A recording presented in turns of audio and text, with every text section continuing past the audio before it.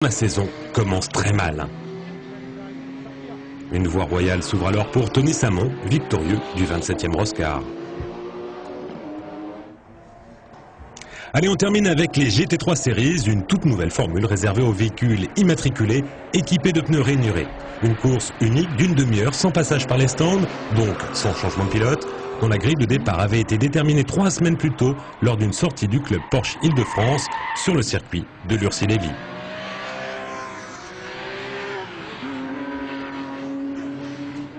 Arnaud Marchand, que l'on voit ici en tête à queue, avec sa 996 GT3 première génération, y avait réalisé le meilleur temps face à des concurrents armés de 911 plus récentes et plus puissantes.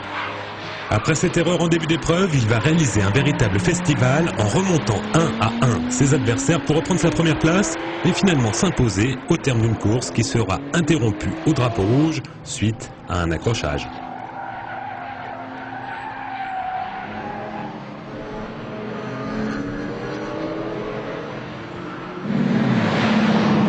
Pour les vainqueurs de la première manche de la saison, mais il ne s'agit que d'une tendance. Tony Samon ne devrait pas être de la partie à Dijon pour la deuxième épreuve Roscar, tandis que sur ce circuit rapide, Arnaud Marchand risque d'être handicapé face aux toutes récentes 997 GT3 RS. Affaire à suivre donc. Bon, malheureusement, pas plus.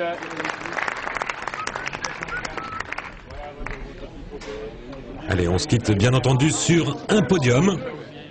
Beaucoup de récompenses pour chacun des participants, même si, rappelons-le, il n'y a eu que 2 vainqueurs.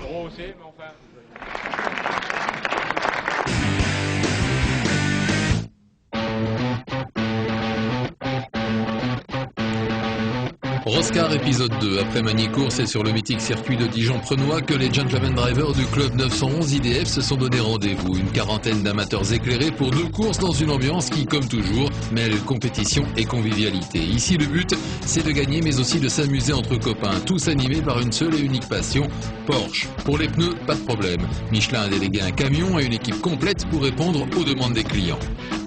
Le circuit de Dijon-Prenois, tous les amateurs de sport auto le connaissent, mais comment résister au plaisir de s'offrir un petit tour de reconnaissance en compagnie de Xavier Pompidou, désormais coach de son ami Gabriel Abergel. Et c'est justement avec la 997 Cup 2008 de Gabriel qu'on s'embarque pour ce tour.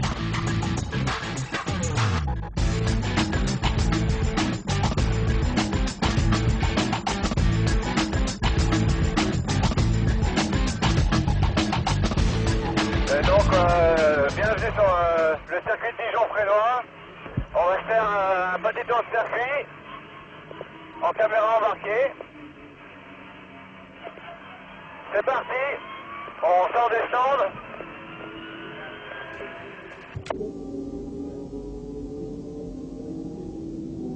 Donc nous arrivons dans le premier virage qui est un virage qui se prend en 4e. Assez rapide, très très long, un long appui sur le côté gauche qui donne sur un enchaînement pour un prochain à gauche, suivi d'un droite. Très très rapide aussi, on freine très légèrement pour ce long droite. Là on ne voit pas le point de freinage et on découvre une belle cuvette pour un virage à gauche en 3e. On peut sortir assez large jusqu'au vibreur. Petite course droite, très gros, un des plus gros freinages du circuit pour le raidillon qu'on appelle ici le raidillon à cause de la déclivité. Une grosse côte, seconde, 3e, 4e. Un gros freinage numéro 3e, un très long gauche avec l'arrière de la voiture qui a tout le temps envie de passer devant. Un petit morceau de droite. Un freinage pour un grand virage en 4e, toujours assez rapide.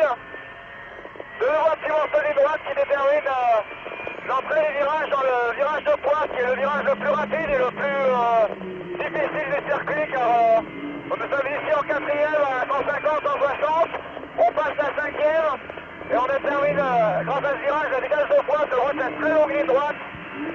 Où on arrive au bout de cette ligne droite quasiment à 260 km/h. Xavier qui est aussi notre consultant et qu'on retrouvera à chaque numéro de cette série pour nous présenter un pilote de son choix. Allez, suivez-moi, je vous emmène rencontrer Raymond Boutineau, qui est le patron du Boutineau Racing. qui est un des teams présents dans les clubs Porsche depuis le plus longtemps et qui a aussi un très beau palmarès dans ces clubs, des courses de club. Il a une nouvelle petite voiture qu'il a préparée pendant l'hiver, qu'il est en train de continuer de développer, qui est en fait un camion qu'il a fait avec une version GT4. Donc aujourd'hui, je pense qu'il est le seul à avoir développé cette voiture pour du GT4. Et voilà, c'est un gros travailleur, il a une énorme expérience des Porsche depuis, je sais pas, une trentaine d'années, peut-être même un peu plus. 40 ans. Voilà, et il a même roulé à l'époque aux 24 heures du Mans avec une Porsche 928. La seule unique 928 qui a roulé en championnat du monde et qui a fait dans les 24 heures du Mans et qui a terminé sur le podium. Voilà. En 84. Donc, il connaît un peu le sujet et là maintenant, voilà. Ton dernier bébé, ton nouveau jouet. Après un Cayman S et t'en développes une version GT4. Voilà, une version GT4. Bon, il y a beaucoup de travail, on a fait beaucoup de travail dessus. On améliore au fur et à mesure, on fait des essais, ce qu'on fait aujourd'hui également. Et le travail consiste, sur tous les trains roulants, très important. On améliore un petit peu le moteur, pas beaucoup. Pour rester dans le cadre du règlement. Pour rester dans le cadre, voilà, c'est ça. Une liberté énorme. Et non, il n'y a pas beaucoup de liberté. Par contre, en poids, on est peut-être en dessous du règlement. Mais voilà, c'est tout. Raymond qui fait figure de grand ancien, mais à côté quelques petits nouveaux se lancent aussi, comme Pascal Courtauld et Stéphane Pantalacci. Pour eux, c'est une première. Jamais encore ils n'ont participé à une course de ce type. L'avantage avec cette formule, c'est qu'on peut rouler. On n'arrive pas directement sur le circuit avec une petite séance d'essais libres et on enchaîne directement avec les essais qualificatifs. Là, on a une journée de roulage, on peut se familiariser avec l'auto et demain les essais qualifs et après la course. Donc ça nous permet d'apprendre. Pascal et Stéphane sont totalement amateurs. À la ville, ils sont responsables d'une société de protection rapprochée et avant la course, forcément quelques petites appréhensions. Donc c'est la première course, effectivement. La principale, c'est en premier, c'est de finir la course. C'est notre but premier et de surtout pas casser l'auto. Ce qui est le plus important afin de respecter le matériel et la mécanique de nos autos. Plus aguerri, Patrice Benoît, lui aussi amateur. Dans le civil, il distribue le popcorn que vous consommez dans votre cinéma préféré. Il est au volant d'une 993 Cup 1995. Lui vient pour le fun. La gagne, c'est presque accessoire. Il y a du gentleman driver, il n'y a que ça. Et s'il y en a un qui s'amuse à pas l'être, le président s'amuse un petit peu à lui dire. Le rappel à l'ordre, heureusement.